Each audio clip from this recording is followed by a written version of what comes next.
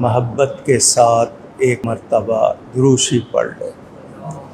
اللہم صلی علی سیدنا و مولانا محمد معدن الجود والکرم وآلہ وصحبہ وبارک وسلم۔ الصلاة والسلام علیک یا رسول اللہ، الصلاة والسلام علیک یا حبیب اللہ، الصلاة والسلام علیک یا رحمة للعالمین وعلى آلک واصحابک یا شفیع المذنبین۔ 26ویں تراویح ادا کی ہے، 25 روزے پورے ہو چکے۔ کل انشاءاللہ تراویح میں ختم قرآن ہوگا اور اس کے بعد 3 راتیں سورہ یاسین شریف سے یا سورہ رحمان کے ساتھ تراویح ادا کی جائے گی۔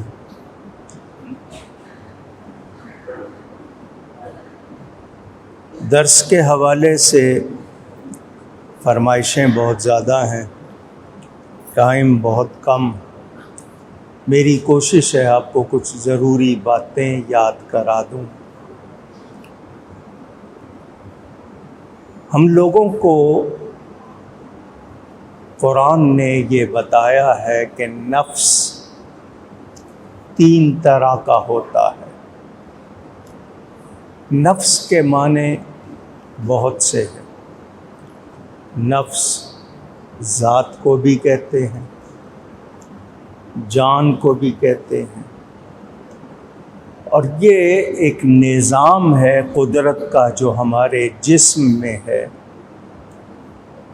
سائنس دماغ کو مانتی ہے، شریعت دل کو کہتی ہے، کیونکہ روح انسان کے پورے جسم میں ہوتی ہے، مگر اس کا ہیڈ کوارٹر، سینٹر پوائنٹ، مرکزی مقام دل ہے۔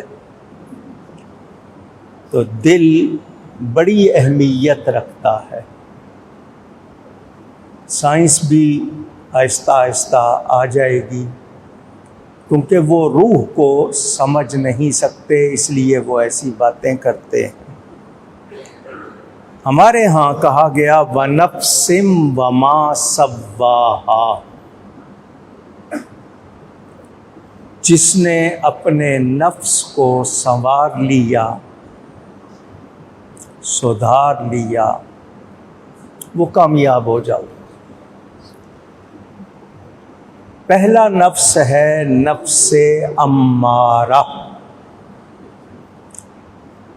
یہ برائی نافرمانی کے کاموں پر آپ کو ابھارتا ہے،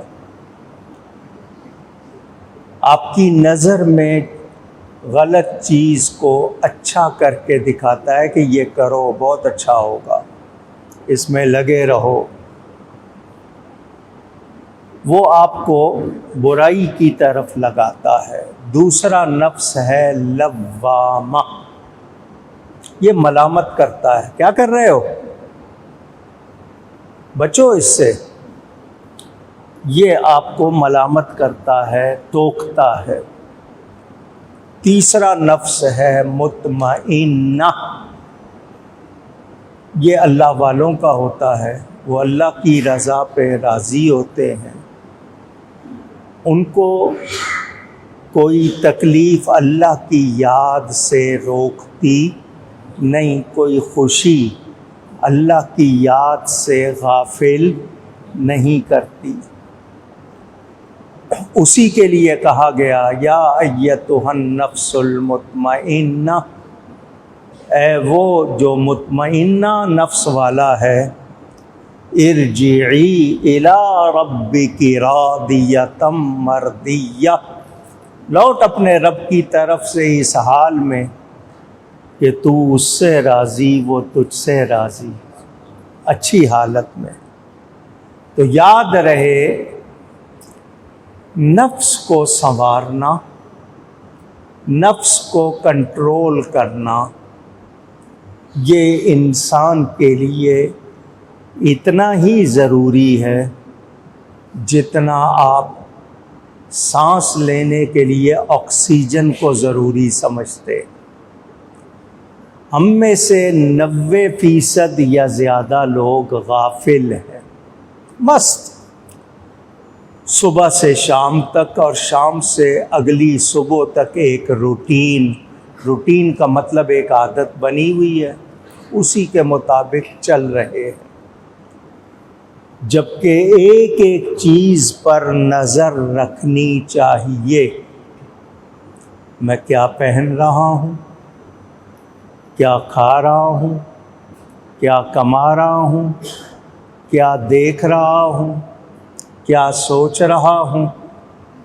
آپ مجھے یہ بتائیں کہ جب آپ کسی کورس کو کرتے ہیں، مثلاً فٹنس کورس، جسم کو میں نے فٹ کرنا ہے، تو وہ آپ کو بتا دیتے ہیں یہ چیزیں نہیں کھانی، یہ کام کرنے ہیں، یہ نہیں کرنے، تو آپ کرتے ہیں یا نہیں کرتے؟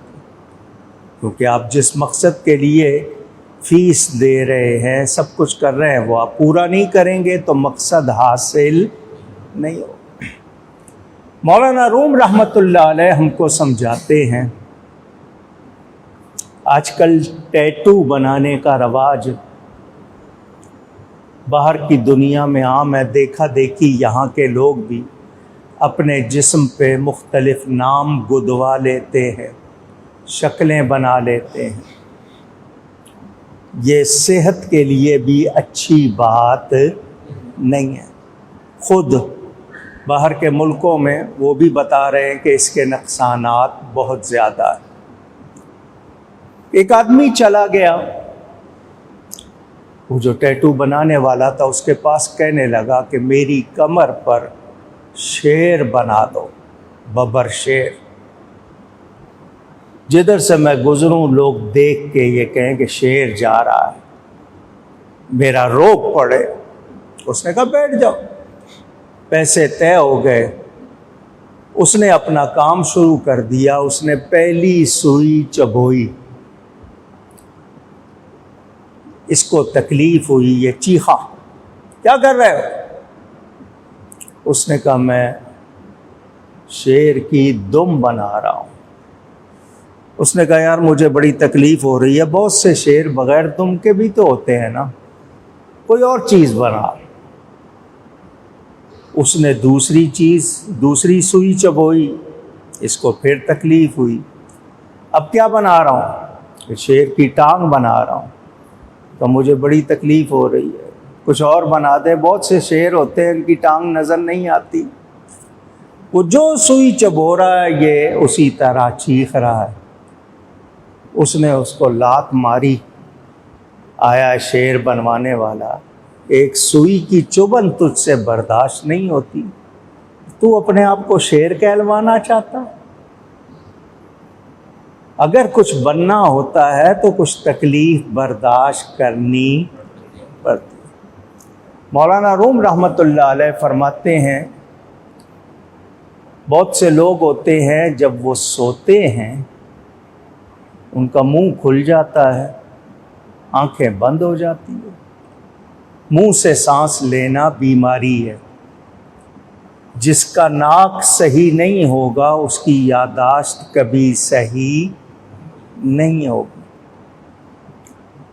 اس کے طریقے ہیں، ننگے سر نہ سویا کریں، باریک سی ٹوپی پہن لیں، نزلہ نہیں ہوتا سونے میں، ناک کو آرام ملتا ہے، کیونکہ انسان کے جسم میں جہاں بھی بال ہیں، بالوں کے نیچے سوراخ ہوتے ہیں، ان سے ہوا جاتی ہے، دوسری چیز ہے، تو آپ کو سر ڈھک کے رکھنا چاہیے، گیلے بال لے کے دھوپ میں پنکھے کی ہوا میں نہیں آنا چاہیے، مگر جوان لوگ بے پرواہ ہوتے ہیں۔ ایسا ایک شخص تھا، اس کا ناک ٹھیک نہیں تھا، یہ جو اتنا حصہ ہوتا ہے ناک سے اور یہ ماتھے کے درمیان، یہ ایسا ہے جیسے اسفنج، اگر وہ بھر جائے آپ کا ناک سانس نہیں لے گا، آپ کو منہ سے لینا پڑے گا، اس کو صاف رکھنا چاہیے۔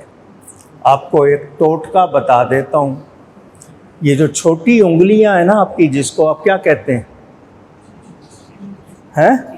چیچی کہتے ہیں، اچھا پنجاب والے، اور کوئی ہے؟ بہرحال سب سے چھوٹی انگلی جو ہے، اس کو آپ رات کو سونے سے پہلے گھی میں بھگوئیں، تر ہو جائے گی، اور ناک کے نتھنے میں ڈال کر اچھی طرح کھینچے، ایک انگلی دائیں نتھنے میں اور ایک بائیں نتھنے میں، اچھی طرح کھینچیں گے، اس کی خوشبو جب جائے گی، اصلی گھی ہوگا، آپ کا یہ حصہ جو بند ہے یہ کھل جائے گا، سر کو درد بھی نہیں ہوگی، نیند بہت اچھی آئے گی۔ یہ ایک ٹوٹکا میں نے آپ کو بتایا۔ اگر خالص گھی نہ ملے تو خالص تیل بھی فائدہ کرے گا، لیکن جو فائدہ گھی کا ہے وہ دوسرے میں نہیں ملے گا۔ بہرحال وہ سو گیا بندہ وہیں پر درخت کے نیچے، آنکھیں بند ہو گئی، منہ کھل گیا۔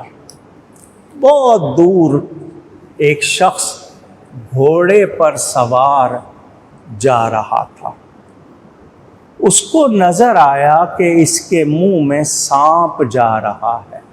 سونے والے شخص کے منہ میں سانپ ہے، چھوٹا سا، وہ جا رہا ہے۔ اس نے جاتے ہوئے دیکھ لیا، وہ دوڑا، اس نے گھوڑے کو دوڑایا، لیکن جب تک وہ قریب آیا سانپ اندر جا چکا تھا۔ اس کے ہاتھ میں چھڑی تھی، لکڑی، سوٹی، اسٹک۔ اس نے اس سوتے شخص کو اٹھایا۔ اٹھو، آپ کسی کو نیند سے اٹھائیں اس کو اچھا نہیں لگتا۔ یہ اٹھ کے کہنے لگا کیا بات ہے؟ اس نے کہا پوچھو نہیں، اٹھو۔ کہنے لگا یہ زمین تمہاری ہے؟ اس نے کہا نہیں۔ تو پھر میں سو رہا ہوں، مجھے سونے دو۔ اس نے کہا تم اٹھو۔ اس نے کہا میرا جی نہیں چاہ رہا۔ اس نے اس کو لگائی اسٹک، اب وہ مار کے ڈر سے اٹھ گیا۔ اس نے کہا دوڑ لگاؤ۔ اس نے کہا تو ہے کون؟ کیوں میرے پیچھے پڑ گیا ہے؟ جنگل میں آرام کر رہا ہوں، تیرا میں نے کچھ بگاڑا نہیں ہے، تو کیوں میرے پیچھے پڑ گیا؟ اس نے کہا باتیں نہ کر، دوڑ۔ جب وہ رکتا یہ اس کو مارتا، وہ مار سے بچنے کے لیے دوڑ رہا ہے۔ کئی میل اس نے اس کو دوڑایا، جہاں یہ رکتا ہے وہ پھر مارتا ہے۔ آگے میں مختصر کر رہا ہوں، ایک باغ آ گیا، وہاں سیبوں کے درخت لگے ہوئے تھے، ایپل ٹریز۔ کبھی کبھی پھل گر بھی جاتے ہیں، پرندے قطر دیتے ہیں، کچھ خود گر جاتے ہیں، کچھ صاف تھے، کچھ پہ داغ لگے ہوئے۔ اس نے کہا یہ سیب کھاؤ۔ اس نے کہا میرا جی نہیں چاہ رہا ہے کھانے۔ اس نے کہا کھاؤ نہیں تو ماروں گا۔ وہ اس کو لکڑی مارتا، مجبوراً یہ کھا رہا ہے، ایک کھایا، دو، تین، جہاں رکتا ہے وہ مارتا ہے۔ اس نے اس کو اچھے خاصے سیب کھلا دیے۔ اسے پھر کہا دوڑو۔ اس نے کہا تو میرا دشمن بن گیا ہے، تو نے مجھے مارنا ہے تو مار لے، مجھے اتنا دوڑا کے لایا، اتنے سیب کھلائے۔ اس نے کہا باتیں نہ کر، دوڑ ورنہ ماروں گا۔ وہ پھر اس نے چھڑی اٹھائی، یہ مار کے ڈر سے پھر بھاگا۔ بھاگتے بھاگتے سفرادی کیفیت ہو گئی، متلی، قے، الٹی، وامٹ، مختلف نام ہے۔ اس کو الٹی آئی، پہلے سیب نکلے اور ساتھ میں ہی سانپ نکل گیا۔ سانپ یہ بڑا اس کو غلط نظروں سے دیکھ رہا تھا، اس کو مجھے موقع ملے گا میں اس کو ماروں گا، یہ کروں۔ جب سانپ نکلا اس کو اپنی کوئی تکلیف یاد نہیں رہی کہ مجھے اتنا دوڑایا گیا، اتنے سیب کھلائے گئے۔ یہ اپنے اندر سے سانپ نکلنے کی وجہ سے خوش ہو گیا۔ کیا ہو گیا؟ اب اس کو محبت کی نظروں سے دیکھ رہا ہے. پہلے کن نظروں سے دیکھ رہا تھا؟ اب فرق ہو گیا. اس نے کہا یہ تیرے اندر چلا گیا تھا. میں تجھے ویسے بتاتا خوف کے مارے پتہ نہیں تیرا کیا حال ہوتا. میں نے اس کو نکالنا تھا اس لیے تجھے دوڑایا، سیب کھلائے پھر دوڑایا. یہ تکلیف کیوں دی کہ یہ تیرا دشمن باہر آ جائے اور تو بچ جائے. اس نے کہا جی 10 ڈنڈے اور مار لو اور دوڑا لو، آپ نے تو مجھ پہ بڑی مہربانی کی ہے. میں آپ کو دشمن سمجھ رہا تھا، آپ تو میرے محسن ہیں، دوست ہیں، خیر خواہ ہیں، ویل وشر ہے. کہانی ختم ہو گئی. مولانا روم رحمۃ اللہ علیہ فرماتے ہیں شیطان اندر گھسا ہوا ہے، اس کو نکالنا ہے، اس کو نکالنا ہے. تمہیں تکلیف دی گئی، صبح صبح اٹھو، سردی ہے گرمی ہے، اٹھو وضو کرو، مسجد جاؤ، نماز پڑھو، ظہر میں پھر جاؤ، عصر میں پھر جاؤ، مغرب میں پھر جاؤ، عشاء میں پھر جاؤ. رمضان آئے روزے رکھو، اعتکاف کر سکتے ہو کرو، حج کرو. یہ تکلیف کیوں دی ہے؟ اس دشمن کو باہر نکالنے کے لیے. تو تمہیں جب اجر ملے گا تمہیں یہ تکلیف معمولی لگے گی کہ ہم نے تو کچھ بھی نہیں کیا،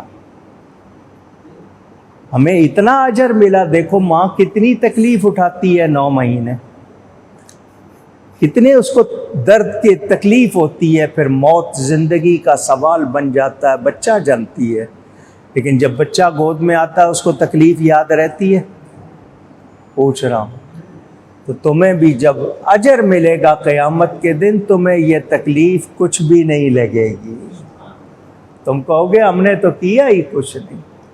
تو یہ نفس کو سنوارنے کے لیے ہمیں پرہیز کرنا پڑتا ہے، غلط باتوں سے، غلط لوگوں سے، غلط جگہوں سے، غلط غذا سے، غلط بول سے. تو ہم جب یہ تکلیف اٹھاتے ہیں، پرہیز کرتے ہیں، تو نتیجہ کیا نکلتا ہے؟ ہماری روح اس کی صحت اچھی ہوتی ہے، ہمارا نفس امارہ دبتا ہے. دیکھو آپ اٹھے ہو صبح صبح، نفس کہہ رہا ہے یار تمہارے منہ پر کچھ داڑھی بڑھ آئی ہے، بال نکلنے شروع ہو گئے، شیو کرو، داڑھی مونڈو. ایمان کہتا ہے نہ مونڈو، نفس کہتا ہے مونڈو. آپ نے نفس کا کہنا مان لیا، داڑھی مونڈ لی. نتیجے میں کیا ہوا؟ نفس طاقتور ہو گیا، روحانی تقاضا دب گیا. باہر نکلے، غیر محرم عورتیں ہیں، بے پردہ جا رہی ہیں. نفس کہتا ہے دیکھو، ایمان کہتا ہے نگاہیں نیچی رکھو، جھکا لو. آپ نے دیکھا نفس کو طاقت ملی، روحانی ایمانی تقاضے دب گئے. اسی طرح جھوٹ بولنا، ملاوٹ کرنا. آپ نفس کا کہنا مانتے رہتے ہیں تو نفس کو طاقت ملتی رہتی ہے، وہ مضبوط توانا ہو جاتا ہے، اور روحانی تقاضے دب جاتے ہیں. اللہ والے کیا کرتے ہیں؟ وہ نفس کا کہنا نہیں مانتے، ایمانی تقاضے پورے کرتے ہیں. ان کا نفس دبتا رہتا ہے، اتنا دب جاتا ہے کہ پھر ختم ہو جاتا ہے، پھر وہ سراپا روح بن جاتے ہیں. تو یہ فرق ہے ہم میں اور ان میں. ہم نفس کے غلام ہیں، انہوں نے نفس کو غلام بنا دیا. فرق ہے یا نہیں؟ اونچی. اب ہم لوگ اپنی زندگی پہ نظر ڈال لیں صبح سے لے کے شام تک، تو انسان کا نفس جو اس کو سنوار لیتا ہے وہ بڑا کامیاب ہو جاتا ہے۔ اگر آپ غور کریں اور توجہ دیں تو ہم لوگ بہت آسانی سے کر سکتے ہیں، اور رمضان میں اور آسانی کر دی جاتی ہے کہ شیطان کو بند کر دیا۔ اب تم اس ایک مہینے میں دیکھ لو کتنی باتیں تم شیطان کی مانتے تھے، اس نفس کو تم نے شیطان کے کتنے ماتحت کر دیا تھا۔ اب شیطان بند ہے، تم نفس کو سنوار لو۔ رمضان سے بنا ہے رمضان، رمضان کے معنی جلانے کے ہیں، گرم کرنے کے ہیں۔ تو یہ جب آپ روزے رکھتے ہو، یہ آپ کے گناہوں کو گرم کر کے جلا دیتے ہیں۔ جب انسان نماز پڑھنے کھڑا ہوتا ہے نا تو اس کے سارے گناہ اس کے سر پر جیسے گٹھری رکھی ہوئی ہے، بوجھ۔ آپ نے اللہ اکبر کہہ کے نماز شروع کر دی، جب آپ سجدے میں جاتے ہیں وہ گرنے شروع ہو جاتے ہیں۔ نماز پڑھ کے آپ فارغ ہوتے ہیں، سارے گناہ گر چکے ہوتے ہیں۔ اسی لیے کہنے والوں نے کہا نا، ملتا ہے کیا نماز میں، سجدے میں جا کے دیکھ۔ اور سجدے کی حالت میں بندہ اللہ کے بہت قریب ہوتا ہے۔ آپ کے جسم کا سب سے اونچا مقام ہے ماتھا، وہ آپ لگا دیتے ہو زمین پر اور کہتے ہو سبحان ربی الاعلی، پاک ہے میرا رب اعلیٰ۔ کیا مطلب؟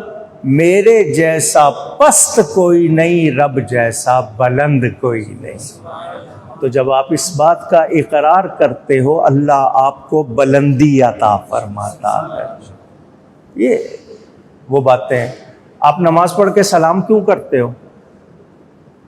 پوری نماز پڑھ لی، السلام علیکم ورحمۃ اللہ، السلام علیکم ورحمۃ اللہ۔ کبھی سوچا آدمی کہیں سے آتا ہے تو سلام کرتا ہے نا؟ پوچھ رہا ہوں، ایسا ہی ہے نا؟ تو جب آپ نے اللہ اکبر کہہ کے نماز شروع کی تھی، آپ کی روحانی سیر شروع ہو گئی تھی، آپ کو معراج ہو رہی تھی، آپ وہاں سے واپس آئے ہیں تو سلام کر رہے ہیں نا، کہیں سے ہو کے آئے ہیں، دائیں بائیں والوں کو، فرشتوں کو سلام کر رہے ہیں آپ۔ تو آپ غور کریں کبھی کہ یہ نماز کیا چیز ہے، یہ ذکر کیا چیز ہے، یہ روزہ کیا چیز ہے، نیکی کیا چیز ہے۔ یہ آپ کے نفس کو سنوارنے کا عمل۔ مجھے روزے میں زبان روکنے کی عادت پڑ جاتی ہے کہ میں غلط لفظ نہ بولوں۔ میں نے روزہ رکھا ہوا ہے، اگر غلط لفظ بولوں گا تو روزہ کہاں رہ جائے گا؟ تو آپ اپنی زبان کو روکتے ہیں، تو یہ تربیت ہو گئی، باقی 11 مہینے استعمال کر لو۔ آپ ہر وقت کچھ نہ کچھ چگتے رہتے ہیں، پیٹ کا نظام سارا بگڑتا رہتا ہے، کبھی یہ کھا لیا کبھی وہ کھا لیا، کس چیز کے بعد پانی پینا ہے کس چیز کے بعد نہیں پینا سیکھا ہی نہیں۔ ہمیں بچپن میں ہمارے بڑوں نے بتایا تھا جب پھل کھاؤ تو پھل کھانے کے بعد پانی نہیں پینا، پھل کھانے سے پہلے پینا۔ کیوں؟ ان کو تجربہ تھا کہ اس سے پیٹ پر کیا اثر پڑتا ہے۔ اسی طرح ہم جو کچھ بولتے کرتے رہتے ہیں ہمارے نفس پر اثر پڑتا رہتا ہے۔ تو ہم نے نفس کی کرنی ہے صفائی۔ کیا کرنی ہے؟ صفائی 2 طرح ہوتی ہے، یا تو پرہیز سے ہوتی ہے یا علاج سے ہوتی ہے۔ یا تو پرہیز کریں گے، یا اگر پرہیز کر لیں نافرمانی سے نفس ٹھیک ہو جائے گا۔ علاج کیا ہے کہ جتنا بگاڑا ہے اتنا سنوارو، اتنی محنت کرو۔ زیادہ بگاڑ دیا ہے تو کیا ہو گیا؟ زنگ لگ گیا نا۔ اب وہ زنگ اتارنا ہے تو بیٹھ کے ذکر کرو۔ جب آپ اللہ اللہ تو چوٹ لگتی ہے، یہ چوٹ جو لگتی ہے یہ زنگ اتارتی ہے۔ پھر کیا ہوتا ہے؟ صفائی ہو جاتی ہے، پھر خیالات بھی اچھے ہو جاتے ہیں، پھر سوچیں بھی اچھی ہو جاتی ہیں، پھر کام بھی اچھے ہوتے ہیں۔ اور یہ صحبت میں ملتا ہے، اللہ والوں کی صحبت میں بیٹھیں تو یہ اثر ملتا ہے۔ انہوں نے کی ہوتی ہے محنت، آپ نے کرنی ہے صفائی۔ مولانا روم نے اس کو بھی سمجھا دیا۔ چائنا والے اور یونان والے، رومی اور چینی، دونوں آئے بادشاہ کے پاس۔ ہم اپنا فن دکھانا چاہتے ہیں، ہمارے ہاتھ میں ہنر ہے، آرٹ ہے، ہم آپ کو دکھانا چاہتے ہیں۔ کیا چاہیے جی؟ ہمیں دیوار چاہیے۔ اس نے ایک بڑا ہال لیا، ایک دیوار چائنا والوں کو دے دی، ایک دیوار رومیوں کو، یونان والوں کو دے دی۔ کتنا ٹائم چاہیے؟ کہا جی 1 مہینہ چاہیے۔ درمیان میں لگا دیا پردہ، ادھر والے ادھر نہ دیکھیں، ادھر والے ادھر نہ دیکھیں، اپنا اپنا کام کرو۔ چائنا والے نقش و نگار کے ماہر، انہوں نے دیوار پر نقش و نگار، مینا کاری، پتہ نہیں کیا کیا کہتے ہیں آپ، آرنامنٹل ورک، وہ شروع کر دیا، خوب نقش و نگار کی ہے۔ رومیوں نے دیوار کو رگڑنا شروع کر دیا، صفائی، اتنا رگڑا کہ سیقل کر دیا۔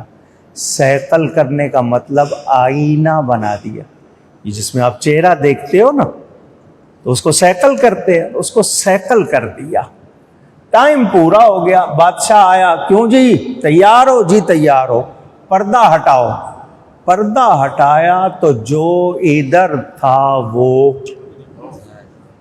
ادھر تھا، جو ادھر تھا وہ ادھر تھا، کیونکہ وہ آئینہ بن گیا تھا، ہو بہو ادھر نظر آ رہا تھا۔ سمجھنے کے لیے بات بلا تشبیہ اللہ والے دن رات محنت کرتے۔ حضرت امام زین العابدین سیدنا امام حسین کے فرزند، ان کا نام تو علی ہے، علی اوسط السجاد، لیکن ان کو زین العابدین کیوں کہتے ہیں؟ عبادت کرنے والوں کی زینت۔ وہ روزانہ 1000 نفل پڑھتے تھے۔ کتنے؟ اونچی بولیں، پڑھ کے دکھاؤ نا۔ ایک دن تو شاید پڑھ لو گے، اس کے بعد 2 دن ہل نہیں سکو گے۔ روزانہ امام اعظم ابو حنیفہ 46 برس عشاء کے وضو سے فجر پڑھی۔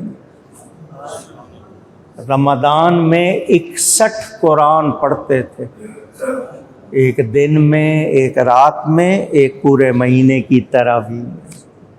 ہم 1 یا 2 پڑھ لیں تو پتہ نہیں سمجھتے ہیں کیا کر لیا ہے۔ غوث پاک نے 40 سال عشاء کے وضو سے فجر پڑھی۔ وہ محنتیں کر گئے، تو ہم اگر صفائی کر لیں گے تو ان کا نقش ادھر آ جائے گا، کیونکہ ہم اتنی محنت کر سکتے نہیں۔ تو صفائی کر لیں تاکہ اس کا عکس آ جائے، جلوے آ جائے، تو پھر کیا ہوگا؟ ان کی صحبت میں بیٹھنے سے، یہ میں آپ کو سچی بات سنا رہا ہوں، میرے پیر و مرشد نے مجھے سنائی، آج ان کا یوم وصال بھی ہے۔ جمعۃ الوداع میں ان کی نماز جنازہ حضرت صاحب کرما والے رحمت اللہ، وہ بتاتے تھے کہ جب وہ اپنے پیر صاحب کے پاس جاتے تھے تو ان کو پیر صاحب کے پاس بیٹھ کر سب کچھ نظر آتا تھا۔ پیر صاحب کے اندر اتنی روشنی کہ ان کو سب کچھ نظر آتا ہے۔ تو جب 14ویں صدی میں نبی پاک کے غلاموں کی یہ شان، نبی پاک کی کتنی شان ہوگی، صحابہ کو کتنا نظر آتا ہوگا۔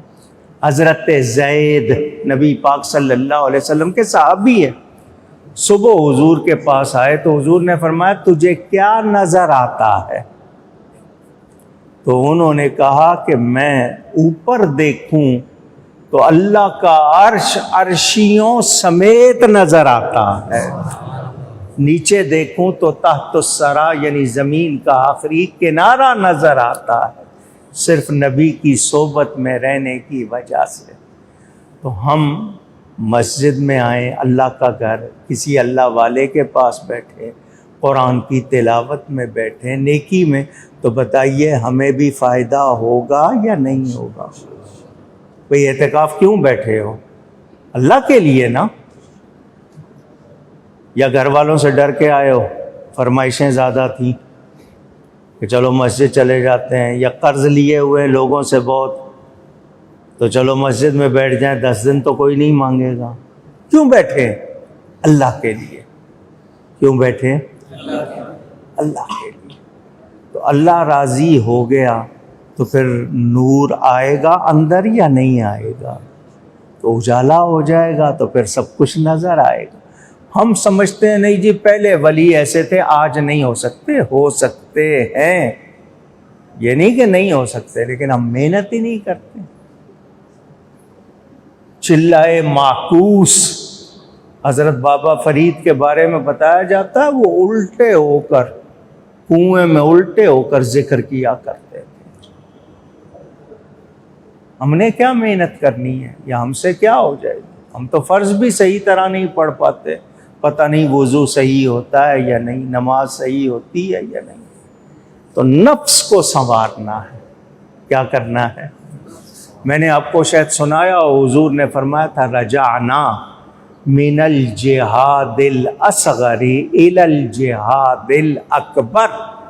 جنگ تبوک سے واپس آئے، حضور نے فرمایا ہم چھوٹے جہاد سے بڑے جہاد کی طرف آئے ہیں۔ صحابہ کرام رضوان اللہ علیہم اجمعین نے عرض کیا حضور اگر کافروں سے جا کے لڑنا کلمہ حق بلند کرنے کے لیے وہ چھوٹا جہاد ہے تو بڑا جہاد کون سا ہے؟ فرمایا نفس کے ساتھ جہاد۔ جہاد کے معنی کوشش کے، نفس کے ساتھ جہاد، کیونکہ کافروں کے ساتھ جہاد کبھی کبھی ہوتا ہے اور ہر کسی کو اس میں حصہ لینے کا موقع نہیں ملتا۔ یہ تو 24 گھنٹے جاری ہے اور ہر ایک کا جاری ہے۔ تو ہم اپنے اس نفس کو سنواریں۔ جس نے نفس کو سنوار لیا وہ کامیاب ہو گیا، کامیابی اسی کی ہے۔ آپ کی دوسری فرمائش ہے وہ بھی پوری کر دیتا ہوں ساتھ ہی ساتھ۔ یہ جو انسان ہے، یہ اگر آپ لفظ انسان میں غور کریں تو اس میں 3 لفظ چھپے ہوئے، آنسا، انسا، نسیہ۔ یہ پہچانتا ہے، مانوس ہوتا ہے، بھول جاتا ہے۔ آپ کسی کو دیکھتے ہیں، ملتے ہیں، پیار ہو جاتا ہے، بھول بھی جاتے ہیں۔ ایسا ہوتا ہے یا نہیں؟ وہ جو حضرت میاں صاحب نے کہا جنہ باجوں پل نہیں سی لنگ دے، وہ شکلاں یاد نہ رہیاں، جن کے بغیر ایک پل نہیں گزرتا تھا وہ شکلیں بھی بھول جاتی ہیں، یاد نہیں رہتی۔ تو انسان بڑی چیز ہے، اگر یہ ہم میں نہ ہوتا تو پتہ نہیں ہمارا حال کیا ہوتا۔ تو حدیث شریف بتاتی ہے انسان کو اگر ہم پڑھیں تو یعنی ہماری ہر دعا قبول ہونے لگ جائے تو ہم پاگل ہو جائیں، کیونکہ کسی وقت ہم کسی کیفیت میں ہوتے ہیں، مانگ لیتے ہیں، بعد میں کہتے ہیں اچھا ہوا نہیں ہوا ورنہ میرا تو بیڑا غرق ہو جاتا۔ جو ہمارا حال ہے، اللہ والوں کی تو شان، اور وہ تو غلط چیز مانگتے ہی نہیں۔ ہمیں بتایا گیا کہ اے انسان تیرے ساتھ شیطان لگا ہوا ہے، تو نے اپنے آپ کو اس سے بچانا ہے۔ اللہ نے شیطان کو مارا نہیں، ہمیں بچنے کا طریقہ بتا دیا۔ ہم کہتے ہیں نہیں شیطان مر جائے، وہ مرے گا نہیں، ہم نے بچنا ہے۔ اب جتنا ہم کوشش کریں، جتنی ہم سے ہو سکے کوشش کریں، ہم کامیاب ہو سکتے ہیں۔ اور اس سے بچنے کے لیے کیا طریقہ ہے؟ آپ کو کوئی کی نشانہ بنائے نا، تو جو نشانہ بنا رہا ہے آپ اس کے قریب ہو جائیں گے نا تو وہ آپ کو نشانہ نہیں بنا سکتا۔ سامنے تو ہوں گے تو نشانہ بنائے گا، اور اگر آپ نے بچنا ہے تو آپ کسی ایسی جگہ جائیں گے جہاں وہ آپ کو دیکھ نہ سکے، تو آپ بچ جائیں گے۔ تو طریقہ کیا ہے؟ شیطان تم کو دیکھتا ہے، شیطان اللہ کو نہیں دیکھ سکتا۔ آپ کو دیکھتا ہے، نشانہ بناتا ہے، تو آپ اللہ کی پناہ میں آ جاؤ تو شیطان آپ کو نہیں دیکھ سکے گا۔ ہم سمجھتے ہیں کہ نہیں، اللہ بہت دور ہے، اللہ ہمارے بہت قریب ہے، شاہ رگ سے زیادہ قریب ہے۔ مولانا روم نے اس مسئلے کو سمجھایا، فرمایا ایک جوہری کا مطلب ہیرے جواہرات کا کام کرنے والا، ان کے پاس نگینے ہوتے ہیں، پوٹلیاں بنائی ہوتی ہیں۔ وہ ایک تاجر تھے، جوہری تھے، ہیرے جواہرات کا کام کرتے تھے، اللہ والے تھے۔ کیا تھے؟ اللہ، نیک تھے۔ وہ اپنے تجارت کے لیے سفر پر نکلے، راستہ ہوتا تھا جنگل سے گزرنا ہے، پیدل جا رہے ہیں، اونٹ گھوڑوں پہ جا رہے ہیں، یہی ہوتا تھا، کوئی قافلے میں جا رہے ہیں، کوئی اکیلا جا رہا ہے۔ وہ جب نکلے تو بستی سے نکل کے جب جنگل کی طرف بڑھے تو وہاں ایک چور تھا، وہ ہر آنے جانے والے پہ نظر رکھتا تھا، موقع دیکھ کے لوٹ لیتا تھا، اپنا کام کرتا تھا۔ وہ اس لیے گھر بار چھوڑ کے بیٹھا ہوا وہاں کہ لوگوں کو لوٹے۔ مجھے بتاؤ، چور بھی محنت کرتا ہے یا نہیں؟ اونچی، بغیر محنت کے اس کو ملتا ہے، لیکن وہ غلط طریقے سے کرتا ہے۔ اتنی ہی محنت وہ صحیح کمانے کے لیے کر لے تو ٹھیک ہو جائے گا یا نہیں ہو جائے گا؟ اس میں خطرہ بھی ہے، جبکہ صحیح کمانے میں خطرہ نہیں۔ تو سوچ ہے نا، یہ جب اللہ والے اس میں داخل ہوئے تو اس نے کہا یار یہ تو کوئی مولوی صاحب، کوئی پیر صاحب لگتے ہیں، اور اکیلے ہیں، سامان بھی کوئی نہیں ہے ان کے ساتھ، سفر کر رہے ہیں، تو ذرا چیک تو کر لوں کون ہے۔ السلام علیکم جی، وعلیکم السلام، کہاں جا رہے ہیں؟ اب یہ آج کے دور میں ہم لوگ تو شاید پہلے اعلان کر دیتے ہیں میں کل جاؤں گا، پرسوں جاؤں گا، وہاں جاؤں گا۔ ہمیں کہا گیا استر ذہابک و ذہابک و مذہبک، چھپاؤ اپنے سواری کو، راستے کو اور سامان کو، جو تمہارے پاس چیز ہے اس کو۔ راستہ بھی چھپاؤ، سواری بھی چھپاؤ اور سامان بھی۔ لیکن ہم تو اعلان کرتے ہیں، اس زمانے میں جیسا سفر تھا جنگل کا تو چھپائیں گے۔ لوگوں کا طریقہ ہوتا تھا کہاں جا رہے ہو، ان کا جی جب پہنچ جائیں گے تو جہاں جانا ہے پہنچ جائیں گے۔ آج کل ہم بتاتے ہیں۔ خیر اس نے پوچھا، انہوں نے کہا جی میں ملک شام جا رہا ہوں۔ کیوں جا رہے ہیں؟ بھائی تو ہے کون جو اتنے سوال کر رہا ہے؟ لیکن بعض لوگوں کو عادت ہوتی ہے کہ تجارت کے لیے جا رہا ہوں۔ وہ اللہ والے تھے، اور اللہ والے آنکھ والے ہوتے ہیں۔ اللہ والے، سمجھ گئے ہو مطلب؟ آنکھ والے کا مطلب وہ آپ کا اندر باہر دیکھ لیتے ہیں، کیونکہ اللہ فرماتا ہے ان کی آنکھیں میں بن جاتا ہوں، تو اللہ کی دی ہوئی طاقت سے دیکھ لیتے۔ انہوں نے دیکھ لیا تھا یہ چور ہے، کہ جی تجارت کے لیے جا رہا ہوں۔ آپ کے پاس تو کوئی سامان نہیں ہے؟ ان کا میں جس چیز کی تجارت کرتا ہوں وہ سامان میرے پاس ہے۔ ان کا جی آپ کیا تجارت کرتے ہیں؟ ان کا میں ہیروں کی تجارت کرتا ہوں، جواہرات، جیم اسٹون۔ اب نام سنا تو اس کی تو رال ٹپکی کے، اصل مجھے تو بندہ آج ملا ہے، اور دو چار ہیرے بھی میں نے پار کر لیے تو میرا تو کام بن جائے گا۔ کہ جی آپ کے پاس ہیرے ہیں؟ میں نے کبھی دیکھے نہیں، دکھائیں۔ انہوں نے اپنے اندر کی جیب سے وہ پوٹلی نکال کے دکھائی، وہ چمکتے ہوئے ہیرے دیکھ کے کہنے لگا میں آپ کو ایک بات بتاؤں، میں بھی ملک شام ہی جا رہا ہوں۔ تھا کیا وہ؟ چور۔ کام کیا تھا؟ لوٹنا لوگوں کو۔ ہیرے دیکھ کے انہوں نے کہا بات یہ ہے، میں اکثر آتا جاتا رہتا ہوں، تمہارا مزاج اور ہے، میرا مزاج اور ہے، تو تم اپنے راستے چلو، میں اپنے۔ اس نے کہا جی آپ کے پاس قیمتی چیز ہے، 1 اور 1 11 ہوتے ہیں، راستے میں 100 طرح کی مشکلیں آتی ہیں، تو میں ساتھ ہوں گا تو فائدہ ہوگا۔ انہوں نے کہا مجھے ضرورت نہیں۔ کہنے لگا جی بس آپ کے ساتھ رہوں گا، کچھ نیکی سیکھ لوں گا، آپ اللہ والے۔ کہا اچھا ٹھیک ہے۔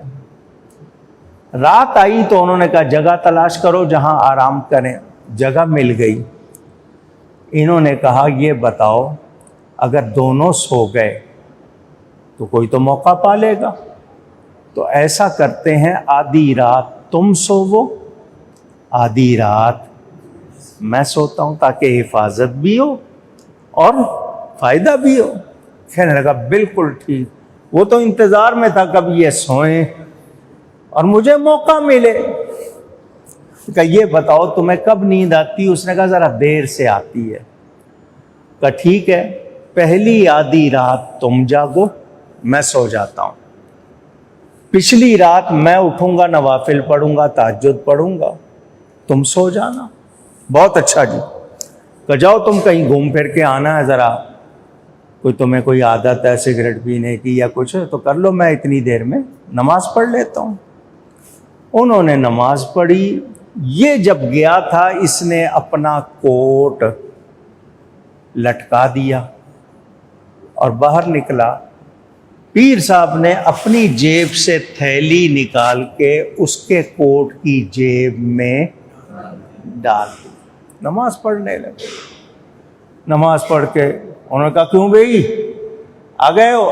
مجھے نیند آ رہی ہے، میں سونے لگا ہوں۔ انہوں نے کہا ٹھیک ہے جی آپ آرام کریں، میں آدھی رات جاگتا ہوں۔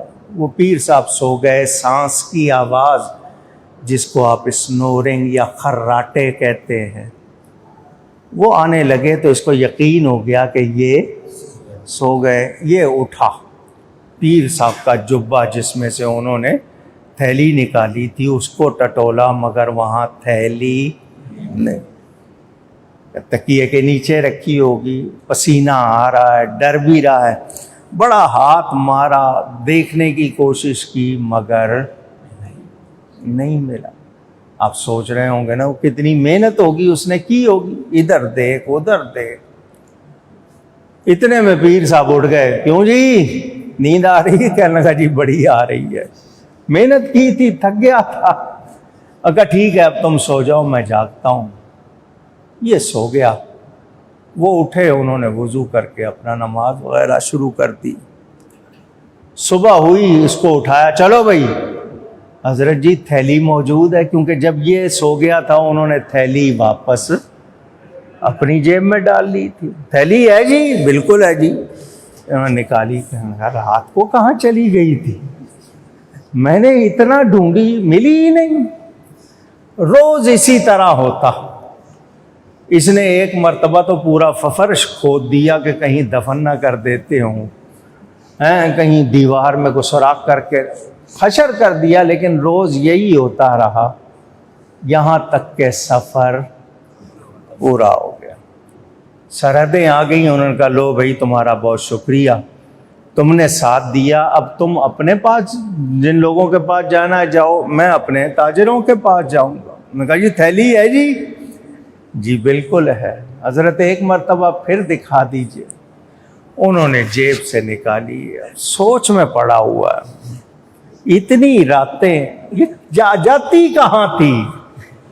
نہیں رہ سکا، پوچھ لیا حضرت صاحب جب رات کو آپ سو جاتے تھے اس وقت یہ تھیلی کہاں ہوتی تھی؟ میں نے چاہا کہ اس پہ نظر، بول گیا، میں نے چاہا کہ نظر رکھوں تاکہ حفاظت میں رہے۔ آپ جب سو رہے ہوتے تھے اس وقت یہ تھیلی کہاں ہوتی تھی؟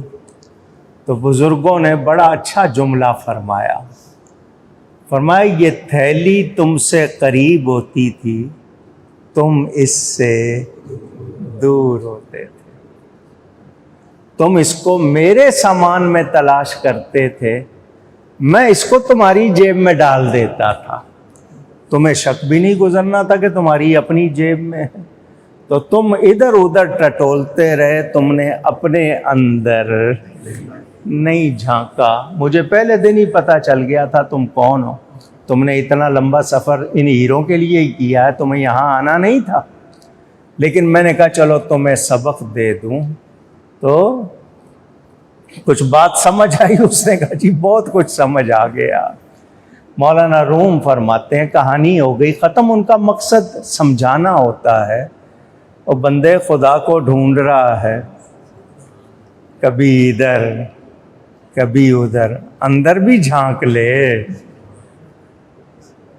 رب تیرے اندر موجود ہے، تو اس کو ادھر ادھر ڈھونڈ رہا ہے، کبھی اس کی طرف دھیان تو دے، وہ تیرے اندر موجود ہے، ادھر ادھر ڈھونڈنے کی ضرورت، اپنے من میں ڈوب کر پا جا سراغ زندگی۔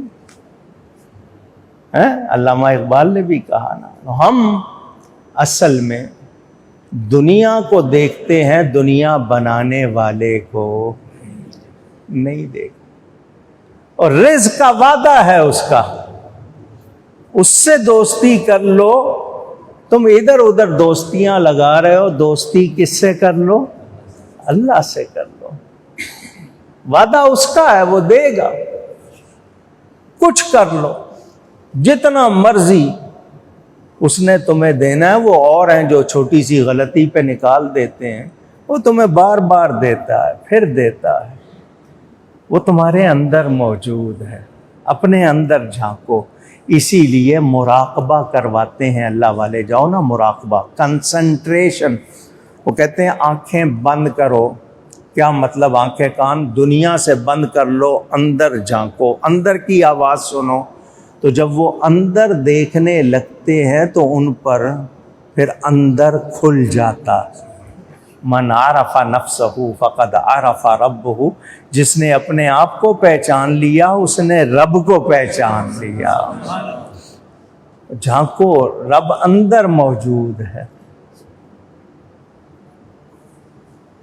وہ جو حضرت بلے شاہ صاحب کے اشعار ہیں، خالص پنجابی ہیں، وہ کبھی یاد آئیں تو پڑھنا۔ میں بھی تو ہیں تے تو ہی تو ہیں، دس بلا کون نمانا۔ یہ بہت اونچی بات ہے تصوف کی، میں آپ کو سمجھا نہیں پاؤں گا لفظوں میں، بس سراپا سراپا سراپا فرما بردار ہو جاؤ۔ جب آپ کہنا ماننے لگ جاؤ گے نا تو پھر نوازشوں کا سلسلہ شروع ہو جائے گا، اور وہ اتنا نوازتا ہے، اس جیسا کوئی نوازنے والا نہیں۔ اس کے ہو کے تو دیکھو، جو اس کا ہو جاتا ہے، وعدہ کیا ہے؟ من کان للہ کان اللہ لہ، جو اللہ کا ہو جاتا ہے پھر اللہ اس کا ہو جاتا ہے۔ آخری بات کروں، حضرت جنید بغدادی کا نام سنا؟ یہ غوث پاک کے 5ویں پشت میں پیر ہیں۔ اللہ نے شان غوث پاک کو زیادہ دی ہے، لیکن غوث پاک کے 5ویں پشت میں اوپر پیر ہیں۔ ایک مرید ساتھ تھا، دریا پار کرنے لگے، بات کو سمجھنا، فتویٰ نہیں لگانا، بات کو سمجھنا، سمجھ نہ آئے سمجھنے کی کوشش کرنا۔ مرید ساتھ تھا، دریا پار کرنا تھا، آپ نے فرمایا میرا کپڑا پکڑ لو اور پانی پہ پاؤں رکھنا، تو تم نے کہنا ہے یا جنید یا جنید یا جنید یا جنید۔ سمجھ آ گئی؟ یہی پڑھنا ہے، کپڑا پکڑے رکھنا ہے، پانی پہ پاؤں رکھا۔ حضرت جنید اللہ کو پکارتے رہے۔ اس کو کہا تھا انہوں نے کیا کہنے کے لیے؟ بیچ پانی میں جا رہے ہیں جیسے سڑک پر جا رہے ہیں، دریا کے بیچ جا کے خیال آیا یہ اللہ کو پکار رہا ہے، میں ان کو کیوں پکاروں، میں بھی اللہ کو ہی پکارتا ہوں۔ اس نے کہا یا اللہ، سیدھا پانی میں۔ فرمایا کیا ہو گیا؟ آپ نے ہاتھ پکڑ کے نکالا، ہوا کیا؟ اس نے کہا جی آپ اللہ کو پکار رہے تھے، میں آپ کو پکار رہا تھا، تو میں نے کہا میں کیوں نہ اللہ کو پکاروں۔ فرمایا تو پہلے جنید تک تو پہنچ جا، تو پہلے جنید تک تو پہنچ جا، پھر رب تک بھی پہنچے گا، تیری منزل ابھی طے نہیں ہوئی، سمجھے؟ تو یہ طریقے ہوتے ہیں سکھانے کے، لیکن اصل بات کیا ہے؟ نفس کو سنوار لو۔ جس نے نفس کو سنوار لیا وہ کامیاب ہو گیا۔ یہ میں نے آیت پڑھی تھی، اللہ فرماتا ہے محبوب مجھے اس شہر مکہ کی قسم، اللہ قسم یاد فرما رہا۔ آپ قسم کھانا کہتے ہیں، کچھ کہتے ہیں قسم اٹھاؤ، کچھ کہتے ہیں قسم کھاؤ۔ میں نے کیا کہا؟ اللہ قسم یاد فرما رہا ہے۔ محبوب مجھے اس شہر مکہ کی قسم، اس لیے کہ کیا اس میں کعبہ ہے، میرا گھر ہے، حجر اسود ہے، مقام ابراہیم ہے، مطاف ہے، صفا مروہ منا مزدلفہ عرفہ نہیں، اس لیے وَأَنْتَ حِلٌّ بِهَذَا الْبَلَدِ، اس لیے کہ محبوب تو اس شہر میں رہتا ہے۔ اللہ نبی کے شہر کی بھی قسم یاد فرما رہا ہے۔ تو جو نبی سے نسبت ہو جائے اس کو اتنی عزت ملتی ہے، تو ہمیں خوش ہونا چاہیے، ہمیں نسبت ملی ہے، اللہ نے ہمیں نبی کا غلام بنایا ہے۔ نبیوں نے تمنا کی تھی، کتنے نبی تھے جنہوں نے تمنا کی کہ ہمیں حضور کا امتی بناتا، ہم زیادہ شکر کرتے، اور ہمیں یہ عزت ملی ہے تو اس کی قدر کرنی چاہیے۔ چلے جی اتنے سوال جمع ہو گئے۔ توصیف احمد خان صاحب کی مغفرت کی دعا فرما دیں۔ غیر مسلم کے ساتھ کام کرنا کیسا؟ غیر مسلم کے ساتھ کام کرنا منع نہیں، مگر غلط کام کرنا کسی کے ساتھ بھی، وہ مسلمان ہو اور آپ سے کہے شراب بیچو یا شراب بناؤ، تو غیر مسلم کے ساتھ جو جائز کام ہے، دنیا کا کام ہے، فیکٹری ہے اس کی، آپ مزدور ہیں، یا اس نے آپ کو کوئی کام دیا ہے، آپ اس کے ماہر ہیں، لیکن کوئی بھی غیر شرعی کام نہیں ہو سکتا۔ آپ لوگ کتنے آپ کے باہر کے ملکوں میں لگے ہوئے ہیں، ان کے یہاں فیکٹریاں لگی ہوئی ہیں، ان میں کام کرتے ہیں۔ میرے آفس میں غیر مسلم عیسائی کام کرتے ہیں، کھانے کا دسترخوان ایک ساتھ لگتا ہے، تو غیر مسلم کے ساتھ کھانا کیسا؟ تمام اسٹاف گھر کا کھانا لاتے ہیں، مل کر کھاتے ہیں، غیر مسلم بھی اپنا لاتے ہیں، ہم مسلمانوں کو کیا کرنا چاہیے؟ جب ہوٹلوں میں جاتے ہو تو کیا کرتے ہو؟ پوچھ رہا ہوں۔ بازار میں جاتے ہو، غیر مسلموں کی بنی ہوئی چیزیں خریدتے ہو یا نہیں خریدتے ہو؟ جواب دو۔ ہاں؟ تو غیر مسلم کے ساتھ کھانا منع نہیں ہے، کھانا حلال ہونا چاہیے۔ کھانا اگر وہ پلید ہے تو پھر ایک برتن میں نہیں کھائیں گے، یعنی اس کے ہاتھ صاف نہیں ہے، یعنی صاف ستھرا کھانا ہے، ساتھ کھاتے ہیں، کوئی حرج نہیں۔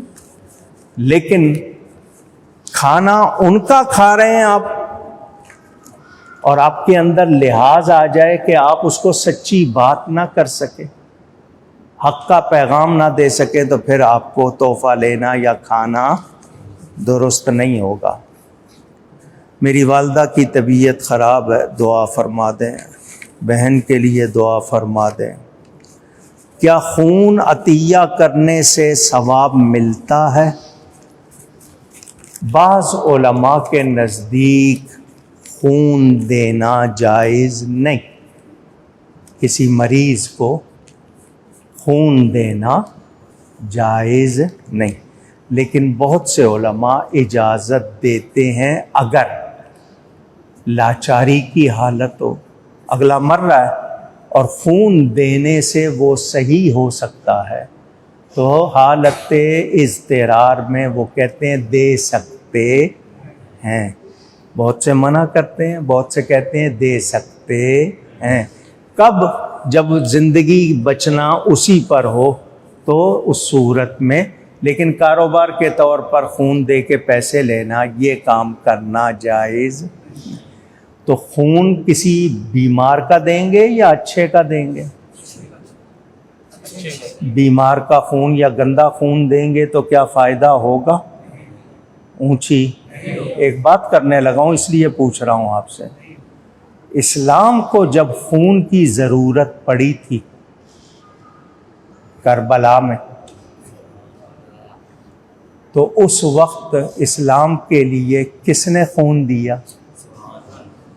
کیونکہ وہ نبی کا خون تھے، اور اسلام نبی کا دین، کسی بیمار کا خون نہیں دیا جا سکتا تھا، ان کا خون دیا گیا جن کا خون بھی پاک تھا تاکہ اسلام کو قوت ملے۔ بات سمجھ میں آئی؟ یہ مسئلہ آ گیا، میں نے درمیان میں ایسے کر دیا، گفتگو میں کوئی غلطی ہوئی ہو، اللہ تعالیٰ اس کے رسول صلی اللہ علیہ وسلم کی بارگاہ میں توبہ کرتا ہوں۔ کل درس نہیں ہوگا، کل جلسہ ہوگا، ختم قرآن کے بعد آپ کو ٹائم دیں گے، آپ یاسین شریف پڑھ لیں گے، اتنی دیر میں اسٹیج بن جائے گا، خطاب ہوگا، خطاب کے بعد صلاۃ و تسبیح ہوگی، نعت خوانی ہوگی، ذکر ہوگا، پھر دعا ہوگی، دعا کے بعد سحری کا طعام انشاءاللہ، اور پرسوں جمعۃ الوداع ہے۔ اللہ تعالیٰ خیر کے ساتھ یہ مرحلے پورے فرمائے۔